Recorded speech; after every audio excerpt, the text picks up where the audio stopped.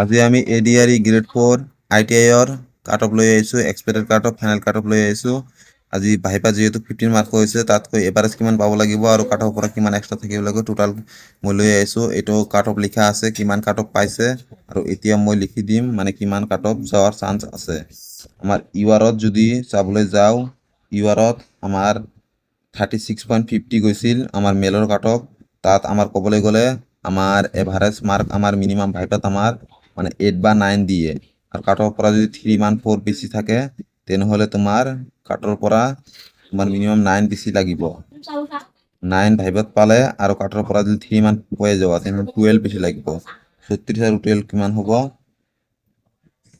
48.50 mark থাকিলে তুমি পাই যাবা মানে ক'বলৈ গ'লে ইউআৰত নাম আহি যাব আৰু ওমেনে কথা 2.5 কাট অফ গৈছে তাত যদি তোমাৰ মিনিমাম 11 প্লাস থাকে অৰ্থাৎ 13.50 থাকিলে নাম অহাৰ 100% চান্স আছে এইটো এইচএলসি উইথ আইটিআইৰ আৰু এসসিত আমাৰ ক'বলৈ গ'লে 27.75 কাট অফ গৈছে তাত যদি তোমাৰ মিনিমাম 13 প্লাস হোৱাৰ চান্স আছে 13 হলে তোমাৰ 40.75 মান যোৱাৰ চান্স আছে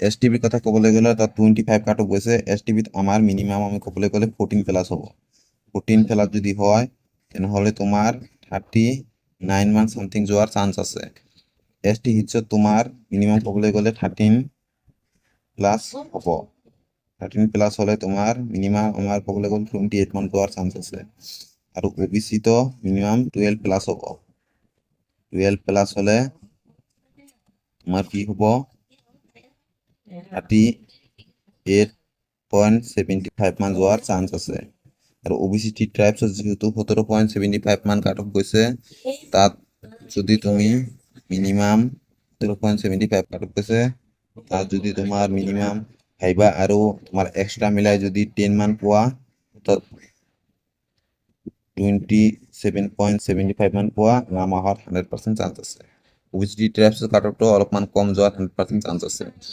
আৰু আমি এতিয়া ক'বলৈ গৈছোঁ এইচএলসি আইটিআই ইলেক্ট্ৰিচিয়ানত আমাৰ ইউআৰত কাট অফ গৈছে 44.25 কাট অফ গৈছে যদি তুমি ভাইবাত তুমি 8 বা 9 পোৱা কাটৰ পৰা 3 বা 4 থাকে তেনেহলে নাম আহি যাব হিচাপত তোমাৰ 14 প্লাস লাগিব 14 প্লাস কৰিব গ'লে তোমাৰ মিনিমাম আমি ক'বলৈ গ'লে 58.25 মান লাগিব 14 প্লাস লাগিব তেনেহলে তোমাৰ নাম আহিব 100% আৰু ওমেনত কাট অফ গৈছে আমাৰ 4.75 তাত যদি তোমাৰ 14 প্লাস থাকে ওমেনতো তোমাৰ 14 প্লাস যোৱাৰ চান্স আছে তেনেহলে তোমাৰ 18.75 মান যোৱাৰ চান্স আছে ফাইনাল কাট অফ আৰু এসসিৰ কথা যদি ক'বলৈ যাওঁ এসসি 27.50 কাট অফ গৈছে তাত তোমাৰ ভাইবাত 8 9 পালে আৰু যদি এক্সট্ৰা 2 3 মান থাকে তেনেহলে তোমাৰ 13 প্লাস যোৱাৰ চান্স আছে অৰ্থাৎ 40.50 মান যোৱাৰ 100% চান্স আছে আৰু এসটিপিৰ কথা ক'বলৈ গ'লে তাত 30 কাট অফ গৈছে তাত মিনিমাম আমাৰ 14 প্লাস হ'বই 14 টোটাল আমাৰ হৈ যাব 44 মান থাকিলে 100% নাম অহাৰ চান্স আছে আৰু এসটিএলসি যেহেতু মাইনাস হৈছে 3.75 মাইনাস হৈছে মাৰ্ক আৰু তাত আমাৰ মিনিমাম 10 মান থাকিলে 100% নাম আহিব ওবিসিত ক'বলৈ গ'লে 34.25 কাট অফ গৈছে তাত তোমাৰ মিনিমাম আমি ক'বলৈ গ'লে 13 প্লাস হওয়ার চান্স আছে অর্থাৎ 47.25 মান থাকিলে 100% নাম আমার চান্স আছে মানে ভাইবাত 15 মাৰ্কৰ হয় যেহেতু ভাইবাত কিন্তু 15 মাৰ্ক কোনেও নাপায় মিনিমাম এভাৰেজ ধৰিব গ'লে 8 9 মানে সকলোৱে পাই গৈছে আৰু 8 9 মান যদি পোৱা আৰু কাঠৰ পৰা যদি 3 4 মান বেছি থাকে 100% নাম আহিব ওবিসি টি ট্রাইবছত 27.75 গৈছে তাত তোমাৰ মিনিমাম 13 প্লাস লাগিব অৰ্থাৎ 40.75 মান থাকিলে 100% নাম অহাৰ চান্স আছে আৰু এইচএলসি উইথ আইটিআই আৰু ফিটাৰৰ কথা ক'বলৈ গ'লে তাত আমাৰ ইউআৰত 109.75 কাট অফ গৈছে তাত তোমাৰ মিনিমাম আমি ক'বলৈ গ'লে 14 প্লাস থকাৰ চান্স আছে 14 যদি প্লাস হয় তোমাৰ মিনিমাম কিমান হ'ব 123 মান সামথিং যোৱাৰ চান্স আছে 23.75 মান যোৱাৰ চান্স আছে 100% চান্স এনেকৈ যোৱাৰ চান্স আছে আৰু যদি ক'বলৈ যাওঁ এতিয়া ওবিসি আমার 98.75 যেহেতু কাট অফ গৈছে তাত আমার মিনিমাম আমার 15 প্লাস হওয়ার চান্স আছে ক'বলৈ গ'লে 113.75 মান যোৱাৰ 100% চান্স আছে আৰু SLC with ITI welder SLC with ITI ৱেল্ডাৰত আমাৰ URত 104 কাট অফ গৈছে। এই 104 যদি কাট অফ গৈছে তাত আমাৰ মিনিমাম 14 প্লাছ হ'ব বা 15 প্লাছ হোৱাৰ চান্স আছে। 115 প্লাছ হ'লে 119 মান যোৱাৰ চান্স আছে। আৰু SC যেহেতু 86 কাট অফ গৈছে, SCত আমাৰ মিনিমাম 14 প্লাছ হোৱাৰ চান্স আছে, অৰ্থাৎ 100 মান যোৱাৰ চান্স আছে। আৰু OBCত 97 কাট অফ গৈছে, তাত আমাৰ 13 প্লাছ হোৱাৰ চান্স আছে, 110 মান যোৱাৰ 100% চান্স আছে। এইটো হৈ গ'ল কাট অফ। আৰু এতিয়া বাকী আছে আমাৰ HSC উইথ ITI এৰ মেকানিষ্টৰ কাট অফ গৈছে URত ক'বলৈ গ'লে আমাৰ 90.50 কাট অফ গৈছে। 90.50 যেহেতু কাট অফ গৈছে, তাত আমাৰ মিনিমাম 14 প্লাছ হয়। 14 প্লাছ হ'লে আমাৰ 104.50 মান যোৱাৰ 100% চান্স আছে। আৰু ওমেনত গৈছে URত 61 কাট অফ গৈছে, তাত আমাৰ 13 মান প্লাছ হ'ব, অৰ্থাৎ 74 মান থাকিলে নাম অহাৰ চান্স আছে। SCত 87.25 কাট অফ গৈছে, SCত 87.25 কাট অফ গৈছে। SCত যদি তোমাৰ মিনিমাম 13 বা 14 প্লাছ থাকে, যেনেকুৱা আমি ক'বলৈ গ'লে মানে 101 মান থাকে, তেনেহ'লে তোমাৰ নাম অহাটো 100% ফিক্সড হয়। আৰু STPত আমাৰ 80.25 কাট অফ গৈছে, তাত আমাৰ 14 মান প্লাছ হ'ব। 14 প্লাছ হ'ব, অৰ্থাৎ আমাৰ 94 মান যোৱাৰ চান্স আছে। 94 to 95 ভিতৰত মাৰ্ক থাকিলে 100% আহিব। আৰু OBCত 87.75 কাট অফ গৈছে OBCত, তাত আমাৰ 13 মান প্লাছ থাকিলে আহিব, অৰ্থাৎ মানে আমি ক'বলৈ গ'লে 100 মান থাকিলে আহি যাব। টেনশ্যন কৰিব নালাগে, 100 মান থাকিলে আমাৰ 100% চান্স আছে।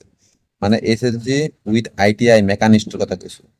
আৰু ITI ইলেক্ট্ৰনিক্স আৰু মেকানিক মানে দুটা মানে ক'বলৈ গ'লে আমাৰ URত কাট অফ গৈছে 107.50, তাত আমাৰ মিনিমাম আমাৰ পাব লাগিব মানে 15 মান প্লাছ লাগিবই। 15 প্লাছ থাকিলে তোমাৰ 122.50 মান থাকিলে 100% নাম আহিব।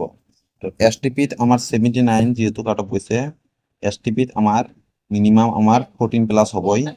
14 মান প্লাছ হ'লে আমি ধৰিব পাৰোঁ 90 মান যোৱাৰ 100% চান্স আছে।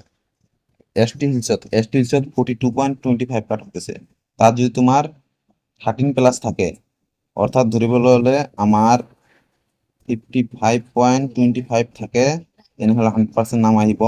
আৰু OBCত 90.25 কাট অফ গৈছে, তাত আমাৰ 14 মান প্লাছ থাকিব, 104 মান থাকিলে তোমাৰ নাম 100% আহিব। আমি ক'বলৈ গ'লে মই যে এই কাট অফটো দেখুৱালোঁ, এতিয়া মই ফাৰ্ষ্টৰ পৰা লাষ্টলৈ দেখুৱাই আছোঁ। ADRE গ্ৰেড ফৰ ITIৰ মানে ভাইবা 50 মাৰ্ক হৈছে, তাত যদি তোমালোকে মিনিমাম আমি ধৰিবলৈ হ'লে 8-9 পোৱা আৰু কাট অফ পৰা 3-4 মান বেছি আছে, 100% নাম আহিব। এইটো HLC উইথ ITI ৱায়াৰমেনৰ এইটো কাট অফ হয়, তোমালোকে চাই ল'ব পাৰা। এনেকুৱা হয় OBC। আৰু HLC উইথ ITI ইলেক্ট্ৰিচিয়ানৰ হয়, HLC উইথ মানে ITI ফিটাৰৰ হয়, তাৰপিছত ITI ৱেল্ডাৰ হয়। এইবিলাক প্ৰতিটো কাট অফ মই লিখি দিছোঁ কিমান গৈছে আৰু তাতকৈ কিমান প্লাছ থাকিলে 100% নাম আহিব। প্লাছ কৰি টোটালত মই লিখি দিছোঁ, তোমালোকে চাই লোৱা। আৰু ITI মেকানিষ্টৰ কাট অফ আৰু ITI ইলেক্ট্ৰিচিয়ান মেকানিক। আজি যিটো মই কাট অফ লৈ আহিছোঁ, ইয়াৰে ভিতৰত 100% থকাৰ মাৰ্ক আছে, চান্স আছে। যদি তোমালোকৰ মাৰ্ক মানে ক'বলৈ গ'লে কাট অফৰ পৰা 2-3 মান আছে, আৰু যদি ভাইবাত তোমালোকে 8-9 মান পোৱা, 100% নাম আহি যাব।